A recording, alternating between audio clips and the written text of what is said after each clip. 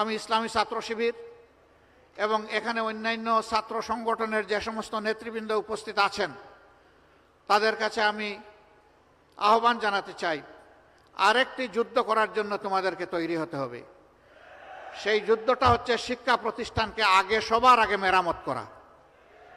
শিক্ষা যেহেতু জাতির মেরুদণ্ড, এই জায়গায় তোমাদেরকে শপথ নিতে হবে আর কোনো চাপাতি কোম্পানিকে ওখানে ঢুকতে দেওয়া হবে না, কোনো গাজাকুরকে ওখানে ঢুকতে দেওয়া হবে না, হাতে অস্ত্র নিয়ে ওখানে ঢুকতে দেওয়া হবে না, গণরুম যারা কায়েম করে তাদেরকেও ঢুকতে দেওয়া হবে না।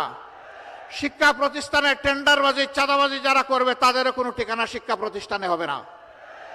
শিক্ষা প্রতিষ্ঠানে শুধু শিক্ষার চর্চা আর গবেষণা থাকবে। যদি তাই থাকে তাহলে আগামীর বাংলাদেশ ঘুরে দাঁড়াবে ইনশাআল্লাহ। যদি তোমরা শিক্ষা প্রতিষ্ঠানকে সেইভাবে গড়ে তুলতে পারো তাহলে 24-এর এই ত্যাগ ইনশাআল্লাহ শতভাগ সফল হবে।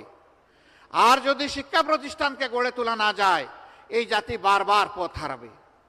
এই জন্য পথ হারা জাতিকে এখন পথের উপর টেনে উঠানো তোমাদের দায়িত্ব। এই জন্য আমরা তোমাদের সাথে আছি। এই যুদ্ধে যেভাবে 24-এ আমরা তোমাদের সাথে ছিলাম 36শে জুলাই পর্যন্ত, আগামীতেও তোমাদের সাথে থাকার অঙ্গীকার আমরা ব্যক্ত করছি। তোমরা এগিয়ে যাও, আমরা তোমাদের সাথে আছি ইনশাআল্লাহ।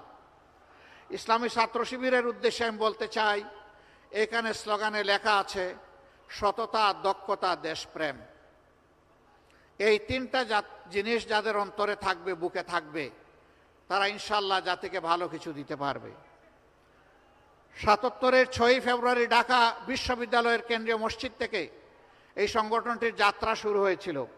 2010 সাল পর্যন্ত ছাত্র শিবির তাদের বৈধ রাজনৈতিক একটা ছাত্র সংগঠন হিসেবে তাদের অধিকার প্রয়োগ করে সদস্য সম্মেলন করতে পেরেছে। 10 সালের পরে আজ এই দ্বিতীয়বার, 10 সালের পরে এই দ্বিতীয়বার আজকে 24-এর 31 তারিখে ডিসেম্বরের অনুষ্ঠিত হতে যাচ্ছে। মাঝখানে না হওয়ার মূল কারণ আমি সবার বক্তব্য শুনি নাই, সার্জিসের বক্তব্য থেকে চলে এসেছে। সার্জিস বলেছে এই সংগঠনকে নিশ্চিহ্ন করতে চেয়েছিল হায়নারা, তারা পারেনি। সত্যের উপর যারা দাঁড়িয়ে থাকে আল্লাহ তাদের সাথে থাকেন। ইসলামী ছাত্র শিবির সত্যের উপর যতক্ষণ দাঁড়িয়ে থাকবে ততক্ষণ আল্লাহ তাআলা তাদের সাথে থাকবেন। ধৈর্যের উপর যতক্ষণ থাকবে আল্লাহ তাআলা ততক্ষণ তাদের সাথে থাকবেন।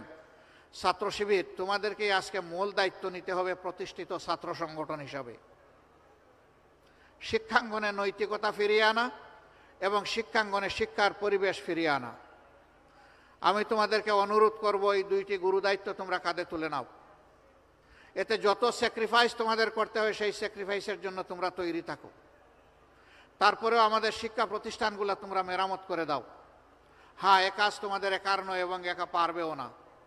এই কাজের জন্য যারা আগ্রহী, সত্যি যাদের মনে সততা থাকবে, যাদের সেই দক্ষতা আছে এবং দেশপ্রেমের ব্যাপারে যারা আপোষহীন, তোমরা সবাই মিলেমিশে হাতে হাত ধরে এই কাজটি করবে। এটা তোমাদের প্রতি আমাদের অনুরোধ।